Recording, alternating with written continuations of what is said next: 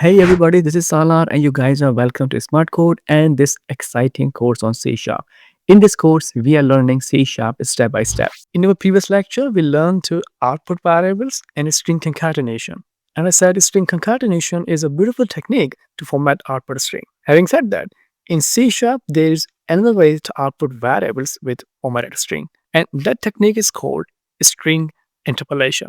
Using interpolation, you get the same result as concatenation. However, the interpolation is more convenient than the concatenation. In addition, if you use string interpolation, your code will become more readable. So let's see how do we create interpolated formatted strings. These were the statements we wrote in our previous lecture. They're still there so that we can have a comparison between interpolation and concatenation. So to create an interpolated formatted string, in a console.writeLine, we put something like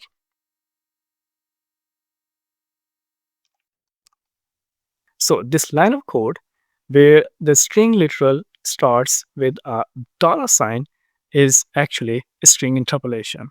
And the output of this write line and the first one is exactly the same. The syntax of interpolation is very simple. So string interpolation begins with a dollar sign. And right after the dollar sign, you code your text as usual inside the double quotes. While creating interpolated string, you need to be careful about one thing. No white space between the dollar sign and the opening quotation.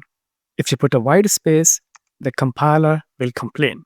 To read variables or any other type that returns a value, we use curly braces. These curly braces are called interpolation expression.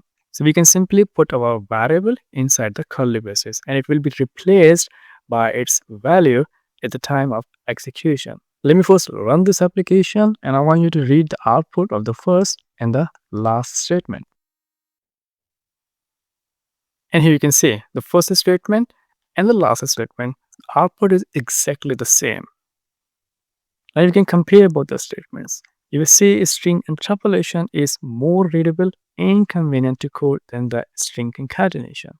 Let me give you another example to compare between interpolation and concatenation.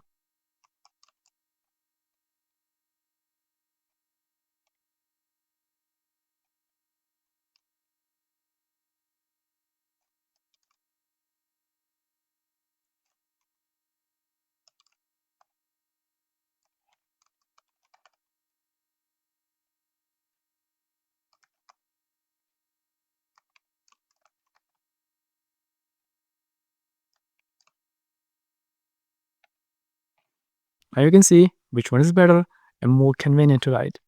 In concatenation, we are forced to put a space between the arguments, even here, here, and a space here, and a white space here. But in this case, you don't need to think about the white spaces. White spaces you put in the string become the part of the output. When we run this application, you will see the output will be same.